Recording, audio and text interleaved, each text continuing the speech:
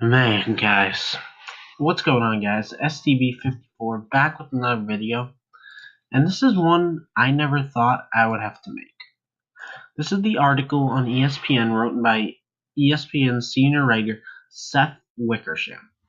It's yet another attack by ESPN on the Patriots, just like Deflategate was when ESPN knows they are failing. ESPN knows that they are not doing as well as they always had, and their only way is to attack the best team. They're not going to attack a basketball team like Curry Curry and the Warriors, because positive things about those teams are a big part of ESPN's ratings. But it's popular to hate the Patriots, so they hate on the Patriots. Hating on the Patriots is ESPN's only way to get clicks. So we're going to read through some points in this article that I found. Starting in the second paragraph, he quotes McDaniels and says he was wide open. McDaniels said to Brady, referring to Brandon Cooks, the wide receiver who was open on a pass play against the Bills. And then it says Brady kept walking and glaring at McDaniels, so the coach repeated, "We had him open." And then it says Brady snapped, pivoting to McDaniels and yelling at him, "I got it." Everyone within earshot, including head coach Bill Belichick, turned to watch as Brady screamed. He removed his helmet, and as a Patriots staffer held him back, and with McDaniels' father and legendary high school coach in Ohio, Tom, in the stands behind the bench, capped off the exchange by yelling, "F you." Video of the scene went viral, with many rationalizing it as a symptom of Brady's legendary combativeness. Brady would later apologize to McDaniels, who dismissed the incident to reporters as part of what makes him great. After all, many in the Patriots building knew that Brady's explosion wasn't really about McDaniels. It wasn't about Cooks, and it wasn't about the Bills game.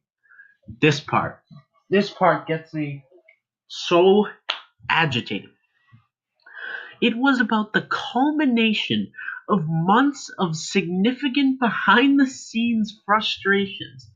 For almost 2 decades, Belichick has managed to subvert the egos of his best players, his boss, and himself for the good of the team, yielding historic results. This year, the dynamic have been different. Where do I even start? This line is just awful. It is just awful. I mean, they're trying to tell us what was going on inside Brady's head when he got mad. I mean, Brady has done this year after year. If he messes up, he's mad. He's a perfectionist. He loves to make every throw perfectly. It's absolutely crazy that after all these years, now they are trying to say that it's because Brady's frustrated with the organization. Brady and Robert Kraft have been friends basically since Brady took over the quarterback spot. This is just ridiculous, and I'm only into about the first part of it. Now, this second line right here, the Patriots are in uncharted territory. Let's read into that, shall we? They haven't just won games and titles, they've won at an unprecedented rate and over an unprecedented span, which makes the feelings of entitlement creeping inside Gillette Stadium unprecedented as well. Where did you get that from? Well, what sources do you have that there is a feeling of entitlement?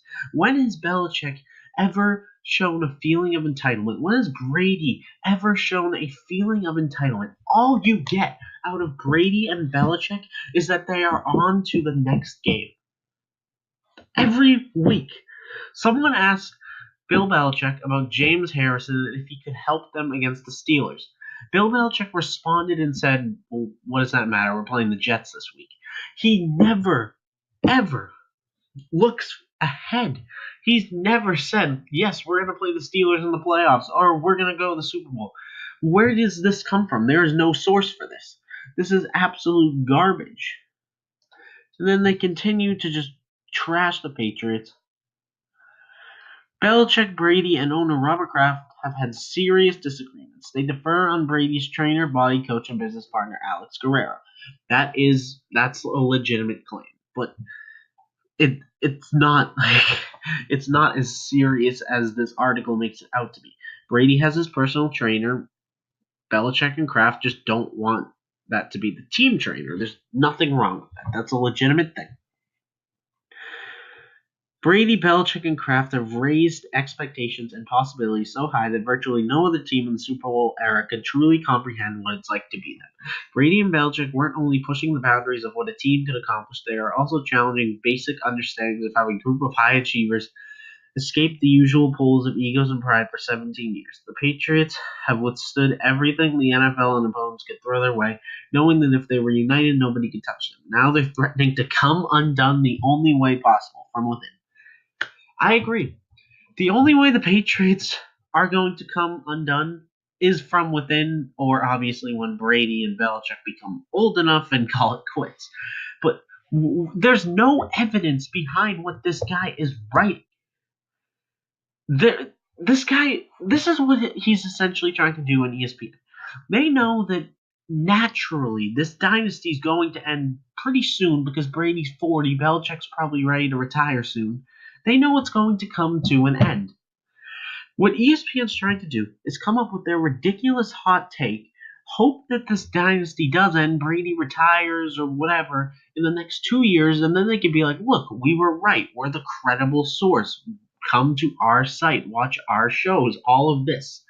It's the only... That's what they're trying to do. They're taking advantage of the fact that something is going to happen, but they're twisting the way they say it's going to happen. Now they talk here about the cracks in the dynasty. They revealed themselves in early September. The season had just started, and Guerrero was once again becoming an issue in the Patriots' billing.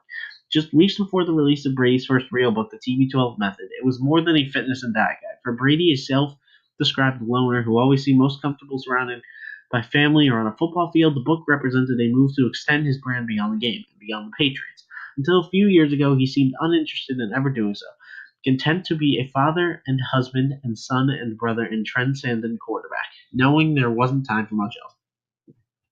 Guerrero persuaded Brady to find time. The two men had worked together for years, with Guerrero having found a spot in Brady's famously small group of advisors, eventually becoming a godfather to one of his sons. Guerrero had a history of controversial methods. In 2005, he paid a judgment to the Federal Trade Commission to settle allegations that he had claimed dietary supplements could help cure cancer, and he believed he had discovered a way to revolutionize how athletes train. In his book and in the building, Brady was offering opinions not only on training but also lifestyle, writing that he envisioned a world populated with TB12 sports therapy center franchises. Few in the building had a problem with Brady's method, mostly based on stretching with bands, eating lots of vegetables, drinking lots of water, getting lots of sleep, and most of all, achieving peak pliability. They did have a problem with what Brady and Guerrero promised the TB12 method could do. They claimed it could absolve football of responsibility for injury. When athletes get injured, they shouldn't blame their sport, Brady wrote. The method also was so consuming and unwavering in its rule and conviction that while it helped some players, it felt like a cult to others on Patriots. One Patriots staffer says, the way TB12 began to creep into Brady's life worried people close to the QB, many of whom were suspicious of Guerrero. Tom changed, says a friend of Brady's. That's where a lot of these problems started. Again, what are these problems? Tom Brady is allowed to have his thoughts on what's going to be best for his body. It doesn't affect any of these players, whoever this anonymous source is. It doesn't affect Belichick. If Brady can go out there every week, stay healthy, let him diet however he wants to diet if it's working. Brady and Guerrero's training beliefs introduced an unspoken pressure in the building, with players wondering where they should work out. In August, receiver Julian Edelman blew out his knee, costing him the season, and there was hypersensitivity among players, in the words of a Patriots coach, over who would take his place. New players felt the surest way to earn Brady's trust was to join Rob Gronkowski, Danny Amendola, and others by seeking advice from Guerrero at his TB12 clinic, and not team doctors, which Belichick preferred. Guerrero says he wasn't pressuring players to adopt his approach. Players have always decided to come or not come on their own, he says now. But according to multiple sources, players openly discussed with Patriots coaching staff. This article, man, they're just blatantly trying to take down the Patriots, and I don't think I can read the rest of this, guys, but you get the point. This article is bull jive. Thank you so much for watching. If you enjoyed this video, drop a like. Have a great day, as always. Peace out.